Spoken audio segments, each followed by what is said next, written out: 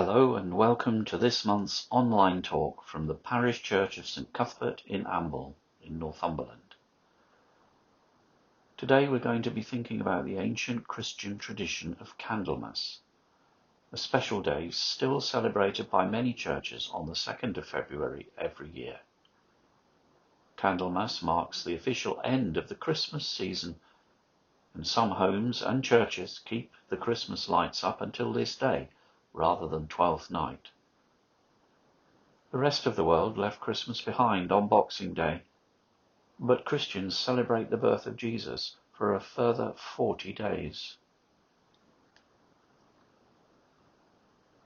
Many traditions have developed around this day of Candlemas.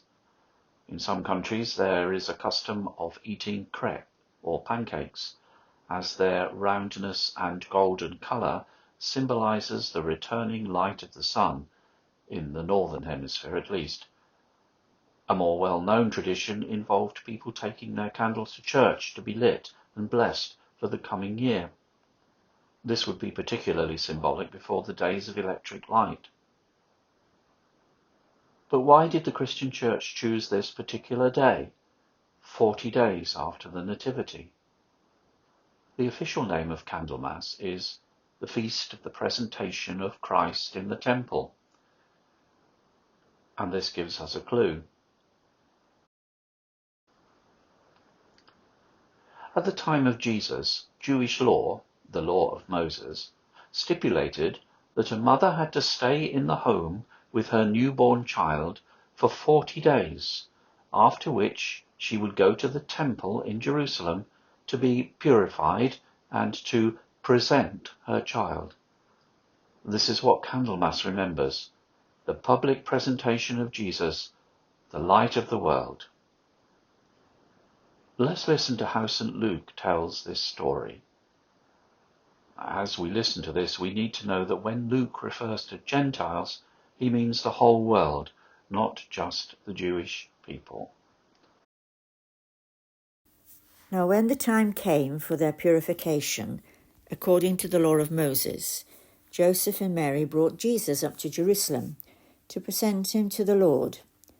Just as it is written in the law of the Lord, every firstborn male will be set apart to the Lord, and to offer a sacrifice according to what is specified in the law of the Lord, a pair of doves or 2 young pigeons. Now there was a man in Jerusalem named Simeon, who was righteous and devout, looking for the restoration of Israel, and the Holy Spirit was upon him.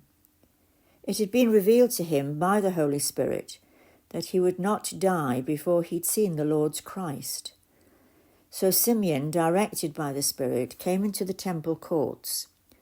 And when the parents brought in the child Jesus to do for him what was customary according to the law, Simeon took him in his arms and blessed God, saying, "Now, according to your word, sovereign Lord, permit your servant to depart in peace, for my eyes have seen your salvation, that you have prepared in the presence of all peoples, a light for revelation to the Gentiles, and for glory to your people Israel." There was also a prophetess, Anna, the daughter of Phanuel, of the tribe of Asher.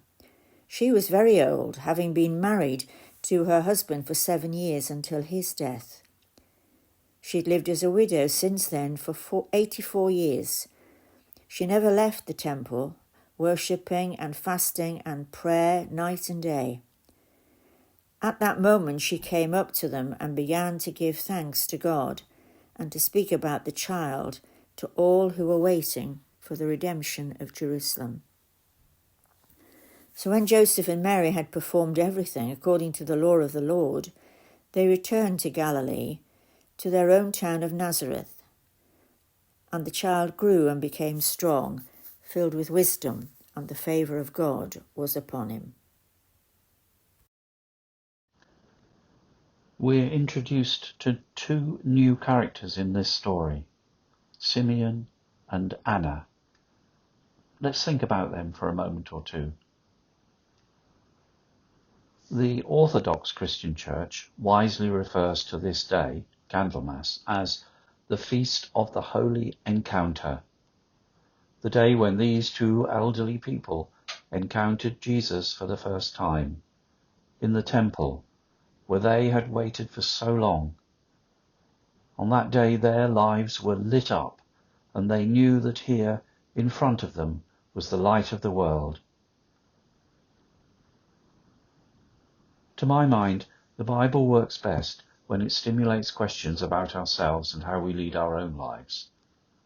Two things come to mind here: the great patience and persistence of these two people, and their ability to recognize in such an ordinary event who Jesus was, and that was a consequence of their open-mindedness. So we finish with two questions which I ask myself and which you might want to ask as well. And the first is this: in my seeking for God, am I tempted to give up too easily when nothing seems to happen?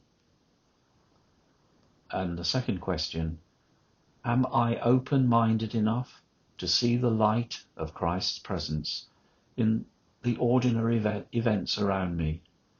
And if I do, am I ready to respond?